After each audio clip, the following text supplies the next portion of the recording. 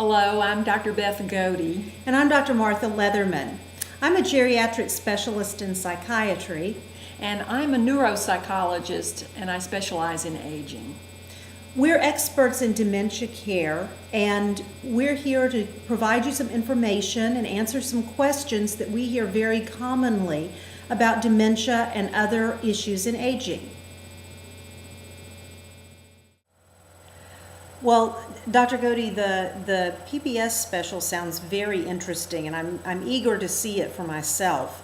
You know, from what you've told me, it sounds like there's all of this recognition out there that there are problems in long-term care facilities, and we've talked about that on this program. Scattered families, people not being able to be close enough to keep an eye on things. We've discussed the problems, hopefully not ad nauseum, but we've discussed the problems rather thoroughly here and in the book. And I don't want it to seem like we're just beating a dead horse. People may recognize the problems and be worried about them and wondering what can they do. Well, and let's face it, it's not an industry that you can completely ignore because people do need help taking care of their loved ones. And not everybody can keep their loved one at home all the time and provide 24/7 care. Mm-hmm. So the facilities do offer a valuable service, but once you're in there, how can you make sure that things are going to go well for your loved one? Because you have to be the advocate. The state and the government regulations are not sufficient to demand the appropriate training. Regulations are check-off boxes. Mm-hmm. They're not meant to really prescribe the care for your family member. Right, it's the bare minimum, just like any kind of bureaucratic regulation.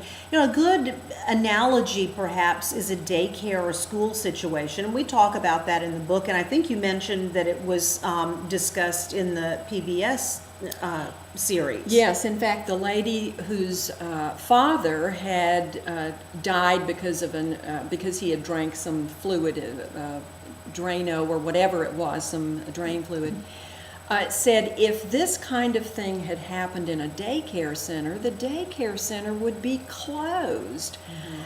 And that's one of the examples actually we give in the book, is that if this did happen in daycare... If your child was running around in the parking lot as a 3-year-old in the daycare, and you found out about it, the response, you wouldn't accept the response, well, he wanders, we can't really do anything about it. Well, and you wouldn't expect that there'd be some inspector who comes by and talks to the staff and then says, okay, it's been resolved. Right. And so when you look online at the kinds of complaints that have been made for facilities, you really are not going to find out what the complaint exactly was. When you're talking about online, you're talking about like the state through survey the state results. Survey, mm-hmm. or even that sometimes the company will have, here are some things that have happened. Mm-hmm. But you're not going to find out the information, and it will say problem resolved, and then you move on. And so we don't choose the assisted living facility for our families based on what we find out have been complaints at the facility. We really base the decision on a crisis situation. We need some place that has a room available now, that is close by, that seems to be okay when we go inside and look around. So the recommendation to look at all the complaints that have been made for a facility, you can't depend on that as your sole guide. Well, and remember that state regulators are always overburdened. And they're not looking at the quality of care from an expert position or understanding of dementia. So I still remember a problem with a state regulator in a nursing home that I was called in to consult on. They were cited by the state regulator because the elevator doors closed too slowly. The regulator really wasn't thinking about how long it takes somebody propelling himself or herself in a wheelchair to get across that little bump in the elevator door, and how difficult it is for somebody to propel themselves into an elevator, get turned around, and push the button to go where they want to go. So, some things that look bad on the state regulatory site may really be very good patient care, and some things that are not recognized or that are problems may not be recognized by the regulators. So, that's a great point. Now, the other thing is that when you have placed your loved one into the care of the assisted living facility, they're going to ask a lot of questions about your loved one. What is he or she like? What kind of foods do they prefer? Childhood, what kind of music? Yeah, what kind of music? What kind of activities do they enjoy? Do not presume that information gets passed down to the individual caregivers who have direct contact with your family member. Right.